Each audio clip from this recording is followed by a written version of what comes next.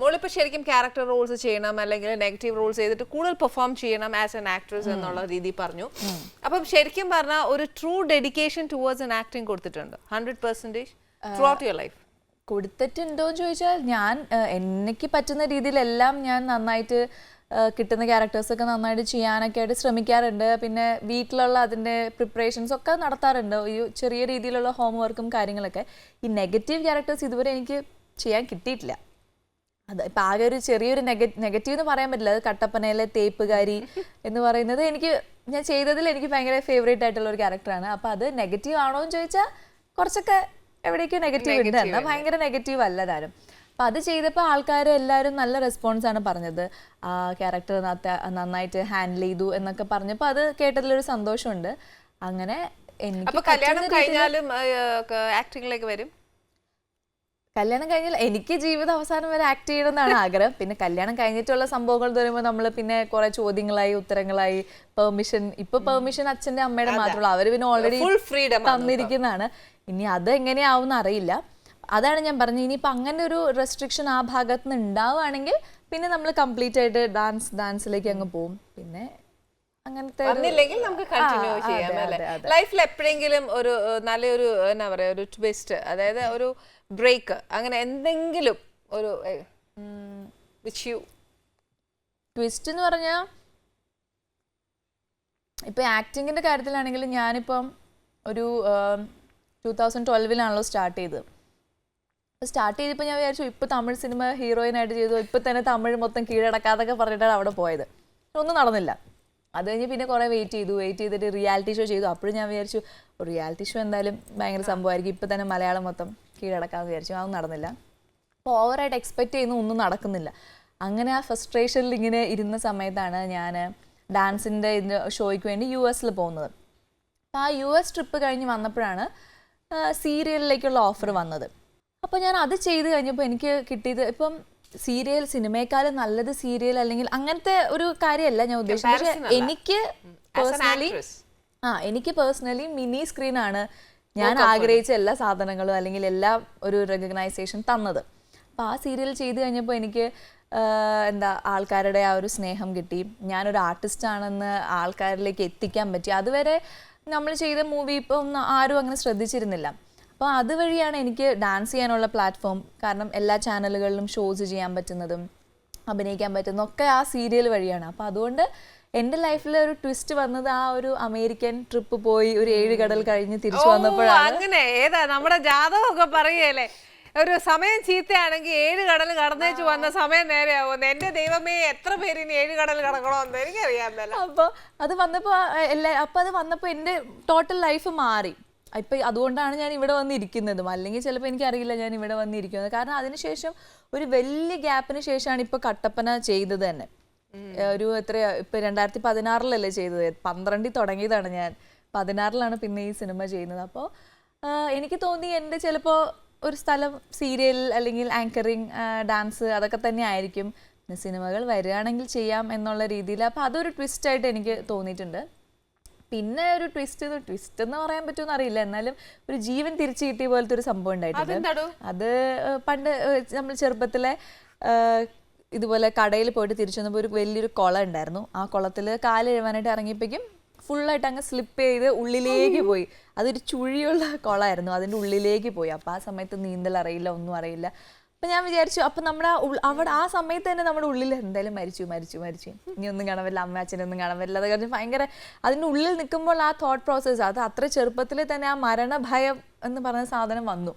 പിന്നെ എങ്ങനെയോ ഒരു സ്ഥലത്ത് കല്ലിൽ കയറി പിടിച്ച് ഞാനിങ്ങനെ മുകളിലേക്ക് പുഷ് ചെയ്തപ്പോഴാണ് ബ്രീത്ത് എടുക്കാൻ പറ്റിയത്. അപ്പോഴേക്കും സൗണ്ട് പുറത്ത് കേട്ട് ആരൊക്കെ ഓടി വന്നു. അല്ലായിരുന്നെങ്കിൽ ആ ഒരു കല്ല് അവിടെ അപ്പോൾ ആ സമയത്ത് എനിക്ക് സപ്പോർട്ട് ചെയ്യാൻ പറ്റിയില്ലായിരുന്നെങ്കിൽ ചിലപ്പോൾ ആ അഴിയിലേക്ക് തന്നെ പോയേനെ. ആ ഒരു സമയത്ത് അതെനിക്ക് ചില സമയത്ത് ഓർക്കുമ്പോൾ തമാശയായിട്ട് തോന്നുന്നു, ചില സമയത്ത് ഓർക്കുമ്പോൾ എന്നാലും അതൊരു മരണത്തെ മുന്നിൽ കണ്ടിട്ട് തിരിച്ചു വന്ന പോലെ ഉണ്ടായിരുന്നു. നീന്താനൊന്നും അറിയില്ല. പിന്നെ അത്ര ചെറിയൊരു പ്രായമായിരുന്നു, 3-4 പഠിക്കുമ്പോഴായിരുന്നു. അപ്പൊ അങ്ങനത്തെ ഒരു സംഭവം ഉണ്ടായിട്ടുണ്ട്. കുളവും വെള്ളവും ഒക്കെ കാണുമ്പോൾ ഭയങ്കര പേടിയാ? ഇല്ല, പേടിയില്ല. അതിനുശേഷം ഞാൻ എന്തായാലും നീന്തൽ പഠിച്ചിരിക്കുന്നുണ്ട്. ഞാൻ നീന്തൽ പഠിച്ചു. എല്ലാ സംഭവം അങ്ങനെ ഒരു എന്തെങ്കിലും ഒരു ഇൻസിഡന്റ് ഉണ്ടായി കഴിഞ്ഞാലാണ് ഞാൻ പഠിക്കാനുള്ള ഒരു ടെൻഡൻസി വരുള്ളൂ. പഴഞ്ചൊല്ലൊക്കെ കറക്റ്റ് ആണെന്നുള്ള കാര്യം ഞാൻ അമ്മ എപ്പോഴും പറയും, നിനക്ക് എന്തെങ്കിലും അനുഭവം വന്നാൽ മാത്രമാണ് അനുഭവം ഗുരു എന്ന് നമ്മള് പഴഞ്ചൊല്ല് പറയല്ലേ. ഇപ്പൊ തെളിഞ്ഞില്ലേ, നമ്മള് വെറുതെ അല്ല ഈ പഴഞ്ചൊല്ലൊക്കെ പറയുന്നത്. എല്ലാ കാര്യം അതുപോലെ ഡാൻസ് പ്രാക്ടീസ് ചെയ്യാൻ ഭയങ്കര മടിയായിരുന്നു. അപ്പൊ ഞാൻ ഒരു പ്രാവശ്യം ഇതുപോലെ ചക്ക വീണപ്പോ മൊയല് ചത്തു എന്ന് പറയുന്ന പോലെ സ്റ്റേജ് കയറിയപ്പോൾ ഫസ്റ്റ് കിട്ടിയ. അപ്പൊ ഞാൻ വിചാരിച്ചു ഞാൻ എന്തോ നന്നായിട്ട് കളിച്ചുകൊണ്ടായിരിക്കും ഫസ്റ്റ് കിട്ടിയത്. അതെങ്ങനെയോ കറങ്ങി തിരിഞ്ഞു വന്നാണ്. അടുത്ത വർഷം ഞാൻ അതുപോലെ തന്നെ പ്രാക്ടീസ് ഒന്നും ചെയ്യാതെ കയറി കളിച്ചു, ഒന്നും കിട്ടിയില്ല.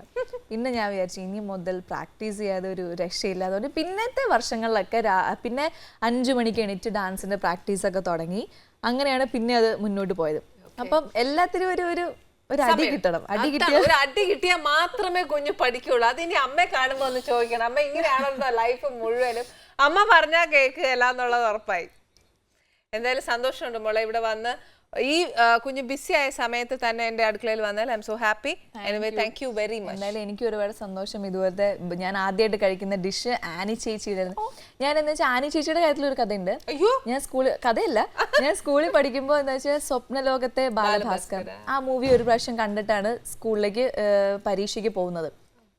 അപ്പൊ അതിലെ ഹെയർ സ്റ്റൈൽ ഇങ്ങനെ വെച്ചിട്ടൊരു ഹെയർ സ്റ്റൈൽ ഉണ്ട്. അപ്പൊ എനിക്ക് അത് കണ്ടപ്പോൾ ഭയങ്കര ഇഷ്ടമായി.